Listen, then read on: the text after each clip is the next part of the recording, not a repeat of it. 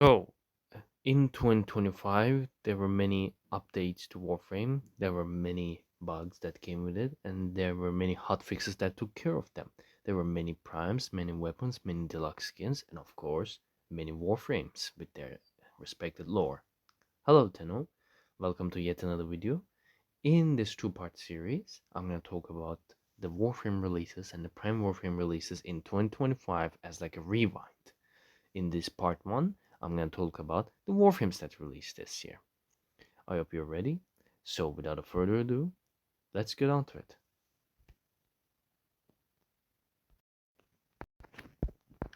Our first Warframe is Temple.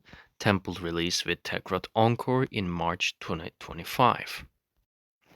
Tekrot Encore was a part 2 update of the 1999 update.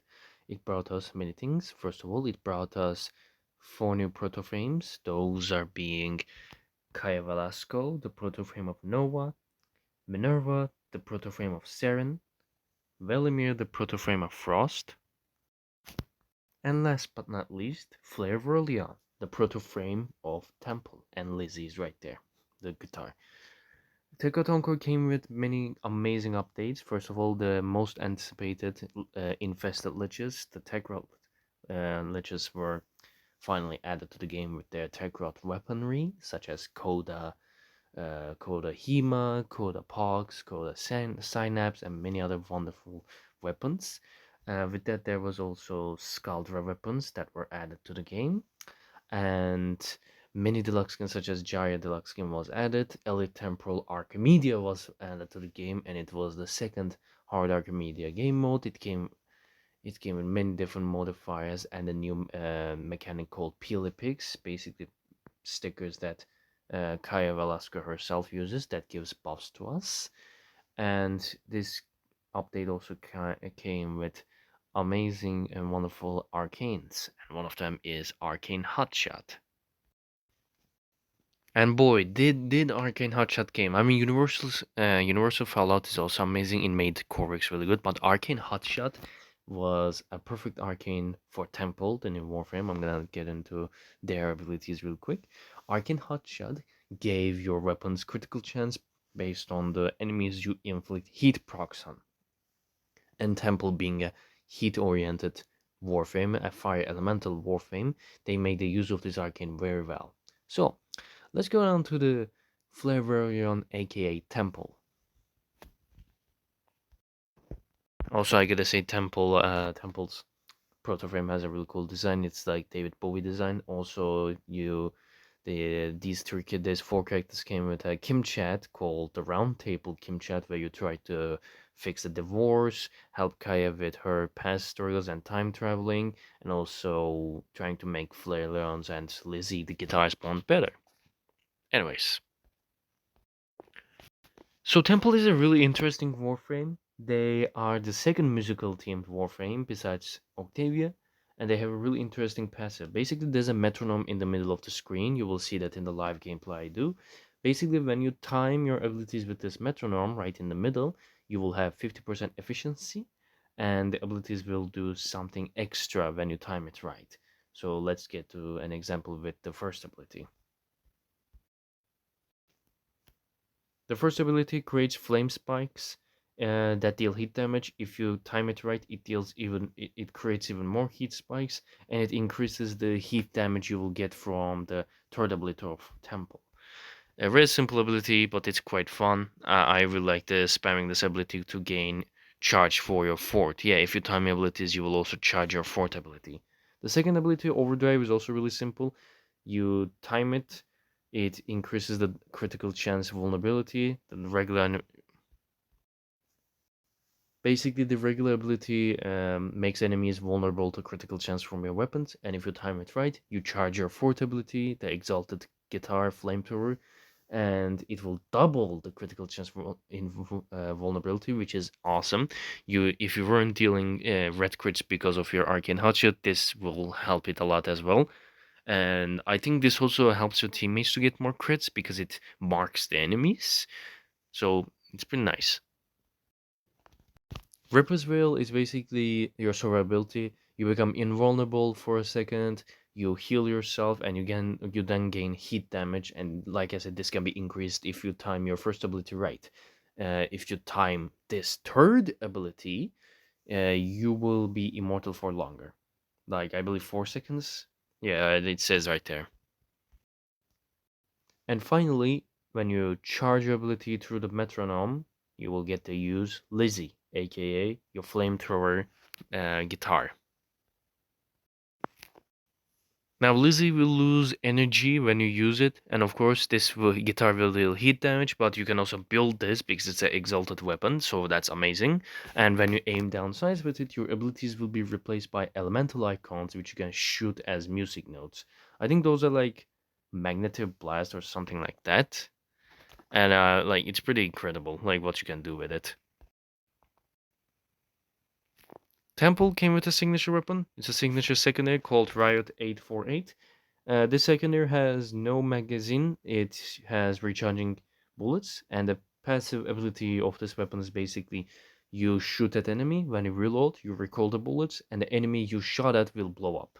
Now the thing is, I didn't build this weapon because I didn't get that much interest on it, but I can tell from the stats of it, it was a secondary equity weapon. Like it was focused on headshots and stuff. But this weapon kind of fell into obscurity real fast, and I might make like an overview of this weapon in a future video. But for now, I didn't build it. I didn't try it. I don't enjoy this weapon that much because it doesn't have much of a strength, but maybe that's something I have to figure out and discover. So if you guys have a build for Riot 848, you can type it in the comments because I'm really interested how can I build this weapon better, because it also has like default blast element, so I can imagine some funny combos now because we now have an arcane called secondary ear date, which shares your status on the weapon based on the radiation procs on the enemy. So that's pretty interesting to see what I can do now since the old peace arcanes are now with us.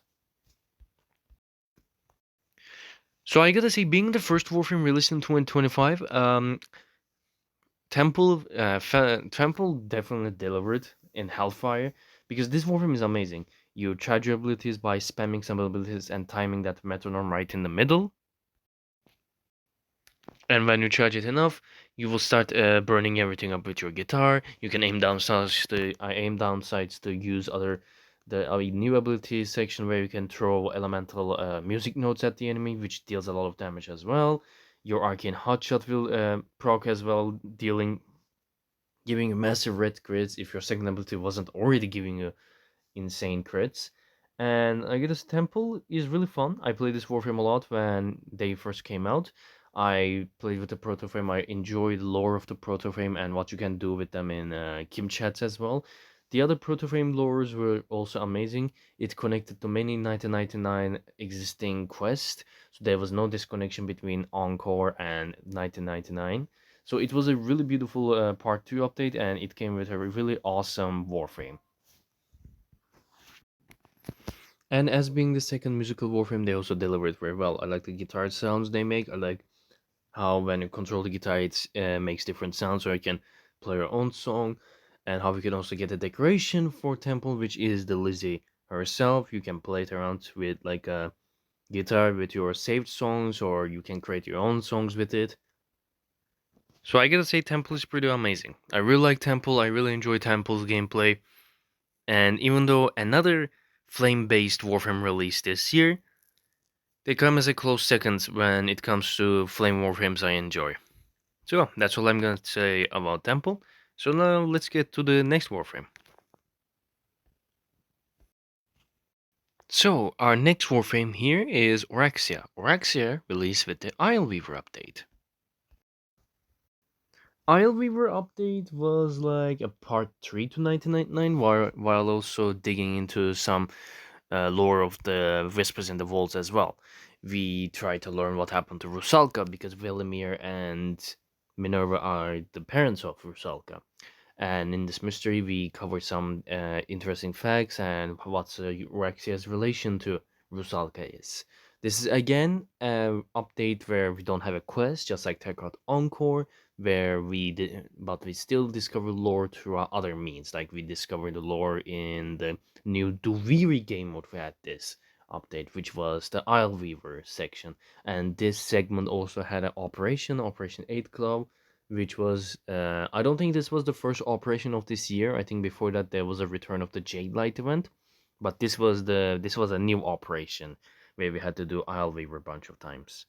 This update was also pretty cool. It had a controversial rework, which was the Valkyrie rework, because before it released, the social media was nonstop talking about how good it's going to be, and when it released, Valkyrie rework didn't disappoint. It was amazing and still incredible to this day. But that's not our topic today. Another thing that released was also Valkyrie Heirloom, and Valkyrie Heirloom was also pretty good. It made probably a million sales. But now let's return to our current topic, Orexia. Now, I first want to apologize because I didn't play Orexia that much, but from the time I played her, she's actually pretty fun. She's a really interesting Warframe, and she also released with two weapons, which I'm gonna get to after her kit.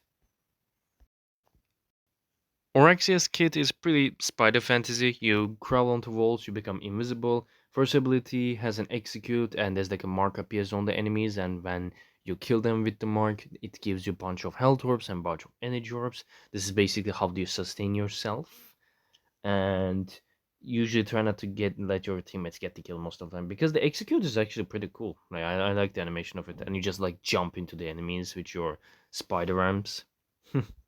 I quite enjoy this first ability, and she's a toxin warframe. Her second ability is just you web enemies up; they become weaker, like they have damage vulnerability. And again, this ability deals toxin, obviously. Her third ability, you shoot toxin darts. When you kill enemies that are affected by these toxin darts, you can spawn 10 enemies. 10, not 10 enemies, 10 little spiderlings, maximum 10. And I believe these spiderlings also deal toxin damage. You cannot. It's kind of sad that you cannot increase the number of spiderlings you can spawn. But like I said, like you, even if sometimes this ability feels really clunky, because even if you hit enemies with a toxin dart, sometimes the spiderling doesn't spawn, or they spawn, or they're like left really behind the map. Maybe it's like the tile set have something to do this, or maybe it's a still existing bug. I don't know. The spiderlings can be really clunky at times, but most of the time they work well. Most of the time they work well. Her fourth ability is the bread and butter. You pull your spider arms appear. You can use the dodge button to immediately web sling into a wall, getting your passive. Your weapons get toxin damage, except incarnants, and killing enemies makes them burst with toxin damage. And she also gets like 3 times of her HP. So now with arcane persistence, she's also pretty cool. She's also a pretty cool health tanker, because you can regenerate your health with your one, since you're getting HP orbs. You can also utilize equilibrium with that. So she's pretty cool as a weapons platform, health tanking. No, I don't want to say nuke, a spawner. Yeah, as someone. I need to drink more water. I need to drink more water. So as a summoner, that's a really good health tanker with bunch of weapons platforming stuff. She's pretty cool. I'm gonna get more about my opinions in the live gameplay. She released with two signature weapons, and those are being Cytoid and Spinneret. Now, even I didn't use these weapons that much, especially I didn't use Spinneret. So they have really cool, unique features, abilities, passives. Cytoid basically has a gimmick where you shoot a web to enemies and it groups them up, like similar to Nautilus's cordon, and the amount of enemies you can group up increases with the multi-shot of the weapon. And this weapon primarily deals toxin damage, same with Spinet, her melee weapon. And like this weapon was mostly used as a utility tool from the players I've seen using it. If they don't want to use Nautilus's cordon, or they want to use something with the cordon, like you want more grouping up, Cytoid is your weapon. The Spinner X has an interesting passive as well, where I believe, because I tried to like capitalize on that, where enemies blow up and deal toxin damage around them based on how many toxin procs on them, and this weapon deals primarily toxin damage. So basically, you can turn enemies into bombs. Now, there we go. On that, enemies have a 10% chance to burst for each stack. So if you have 10 stacks, 100%. With influence, this made weapon really cool. It had a unique strategy to play with. You could play with afflictions or influence, of course, influence. And the weapon had interesting build options, but personally, I don't use that much whip weapons, so I don't know much about whip gameplay, whip meta. You know what I'm saying? Good whip builds, but Spinex was fine. But I think Spinex and Cytoid also fell into obscurity a bit because Cytoid is like it's a really good secondary, but it's like more for utility tool than anything. And Spinex is a whip, and even though whips have their own strengths with their own mods, seeing the other weapons that released this year, of course, they probably got power crept really fast.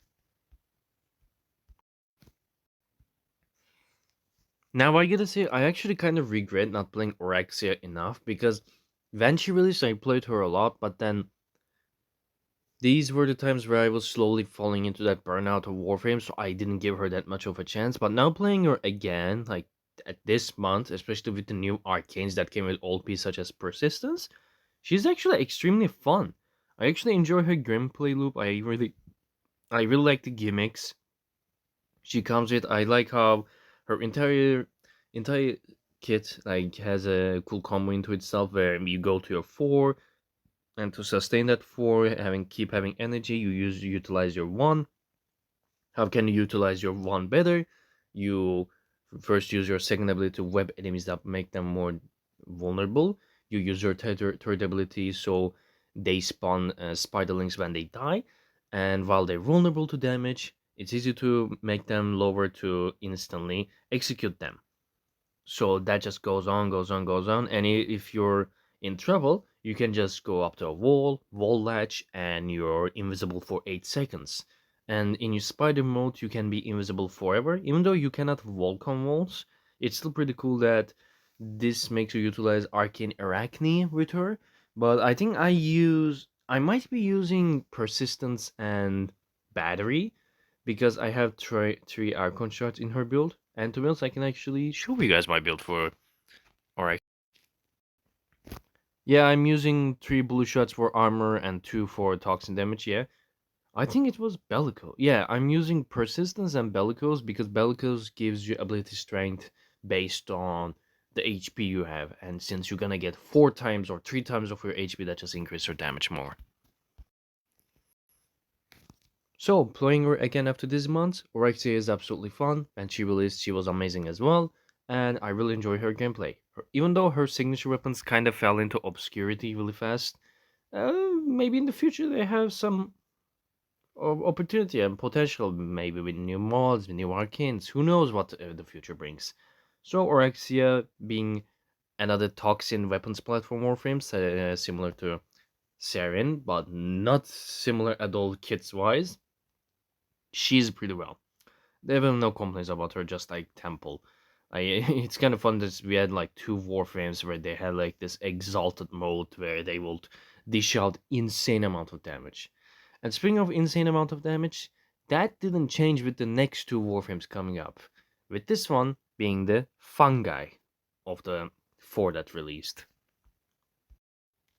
So our next Warframe is Noko. Noko released with the Valis Undermine update, which was in, I think it was either October or I think it was October, right? It was the October or the September update.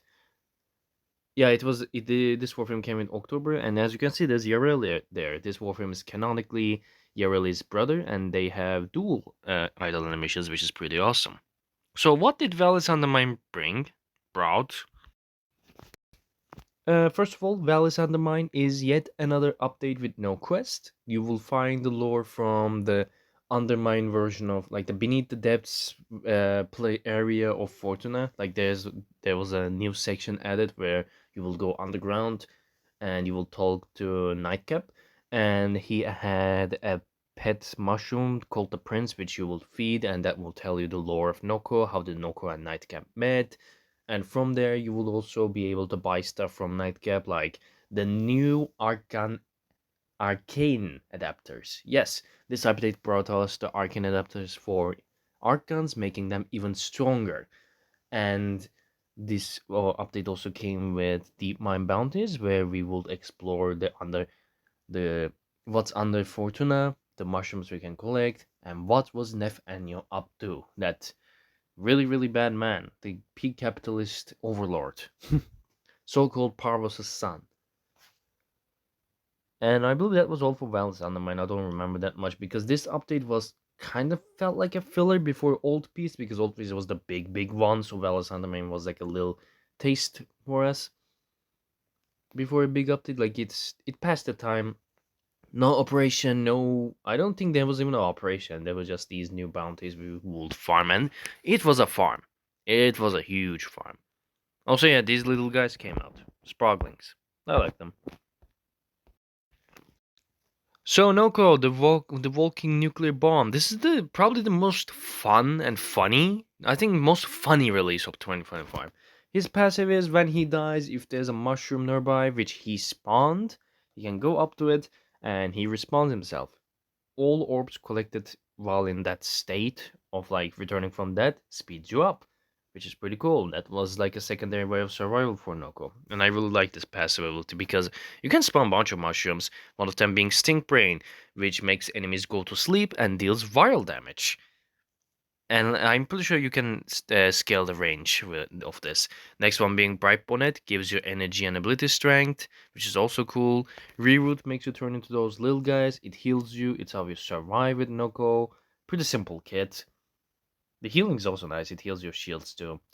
And of course, the bread and butter, like, how can I even not talk about this? The Spore Spring, which is the insane ability of Noko, where you basically shoot out a projectile.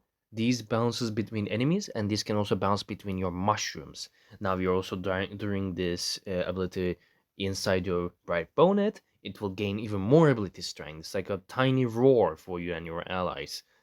And what the sportsman also does is each time it bounces, the critical chance of the ability increases. So it starts with like yellow damage and can go up to red crits type of nuclear damage. And you can shoot like 3 of these at once, I believe.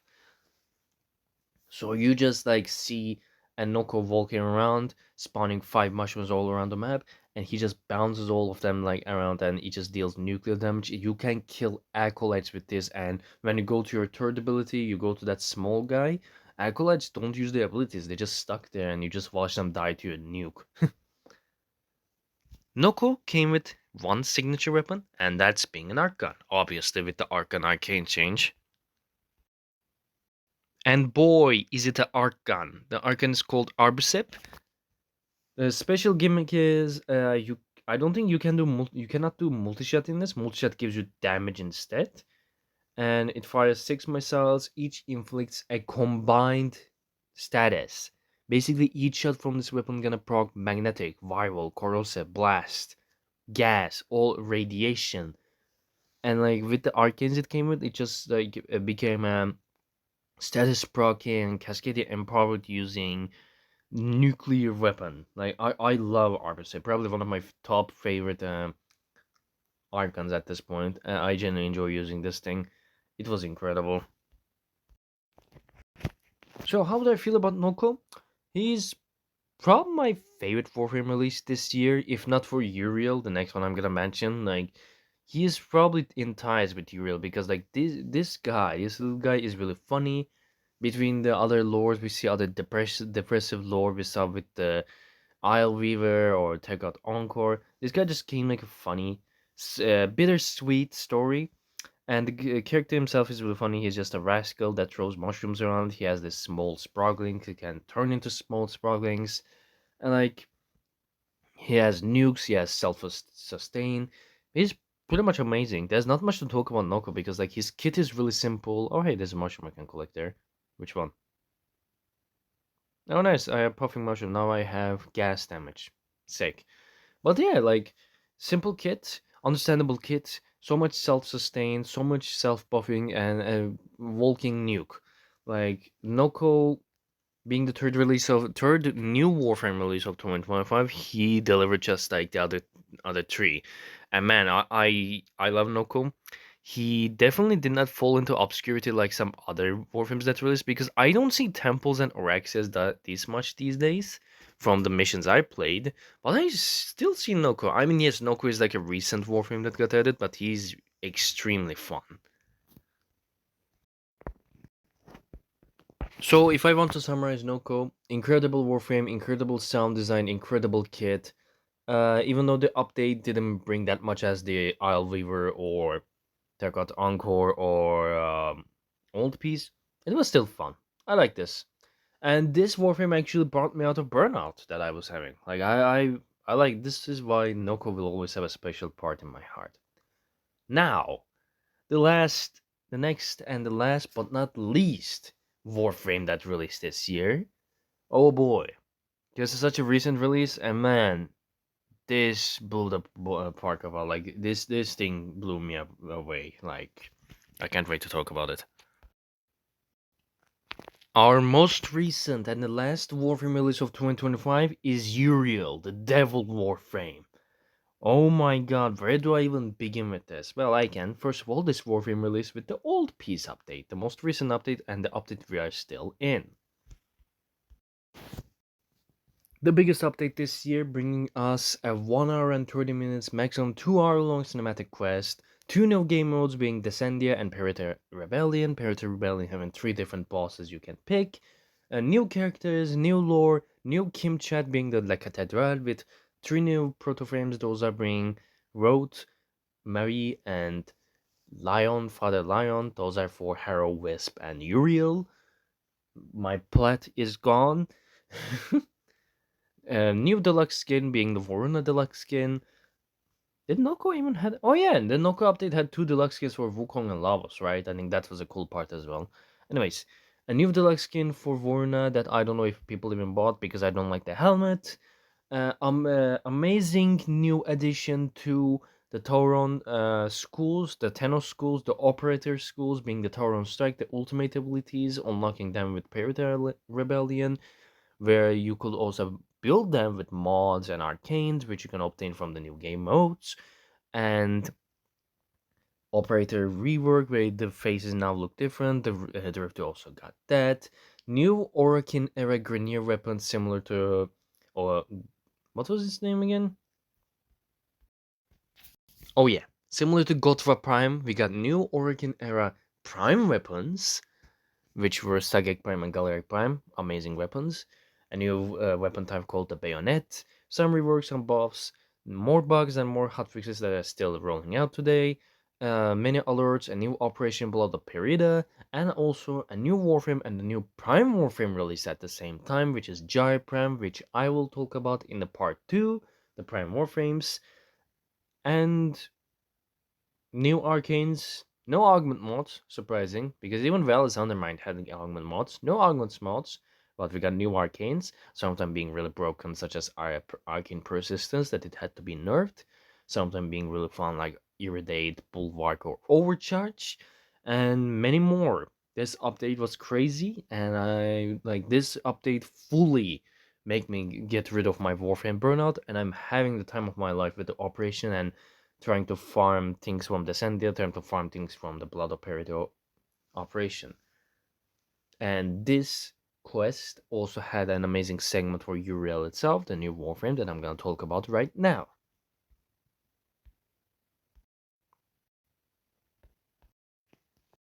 Arcane Hotshot Procer, Archon Vitality user. This Warframe makes Temple look like a matchstick seller. No shade to Temple, I still love Temple, but man, Uriel is on a different level. Because this Devil's Kit is crazy. His passive, he has three summons, three companions. One of them chains enemies together. One of them face hugs them, which gives you energy and health drops. And the third one turns killed enemies into runes, which you can give you heat damage and fire rate. I already made a video about Uriel, so I'm just gonna go over this real fast. His first ability creates a fire aura around you, burning enemies, and you can also fly around when you slide. Pretty cool. This ability unlocks Katanak, the chaining one. Your second ability, if I remember correctly, this heals you and heals your summons as well, like your three guys around you. And this ability unlocks the Facehugger. Third ability, pull out the souls of the summons, use them to make enemies weaker to damage. And Brimstone, when you use your summons abilities, when you charge it enough, you can burn the entire map down. And yes, this procs Hot Shot and Archon Vitality. This Warframe is pretty crazy. Brimstone is one of my favorite abilities now. Like this thing is, I love using this Warframe, and I love this ability so much. I'm glad it has a charge thing because spamming this ability will make many people go blind. Uriel's signature weapon is Vinquibus, the new bayonet class type. I love this weapon. You can earn the stance mod for this from Descendia as well. I like the unique gimmick, and I hope this weapon doesn't fall into obscurity because I love that the primary buffs the melee and the melee buffs primary. You can get efficiency, you can get melee damage. Yes, yet another influence build, but it just works really well. I like the damage output you can do with this weapon. I enjoy the animations of this weapon and the heavy attack animation as well. I like the main weapon having an M1 Garand ping. And like overall, like I still hope that Vinquibus doesn't fall into obscurity or doesn't get power crept, which it will unfortunately, but it's an incredible weapon. So let's go to the live gameplay and talk about Uriel and the outro. So, as I mentioned in my Uriel video, I love Uriel. He is in tie with Noko, being my favorite Warframe of the release of this year, because his lore is amazing. There's still more to learn about him. There's still more to learn about the protoframe connected to him being Roth, the half orc in protoframe. And man, what an incredible kit! What an amazing balanced with hard quotes Warframe. And I love Warframe. I love this Warframe. Like Uriel is awesome. The protoframe connected to him is awesome. He is an incredible heat-based Warframe.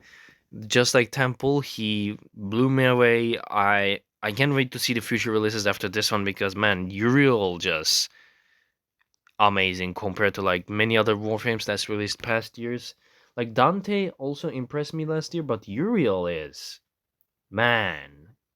Uriel is really good. I like the combos and gimmicks he comes with. I like his signature weapon. So yeah, not much to complain about him. So now it's time for the outro, I guess. So this year we had many releases. Normal updates came with lore drops. Even though there wasn't many quests this year, I still loved the lore drops we could earn. I like the Kim chats. I like the operations, the rewards, the new arcanes, the reworks.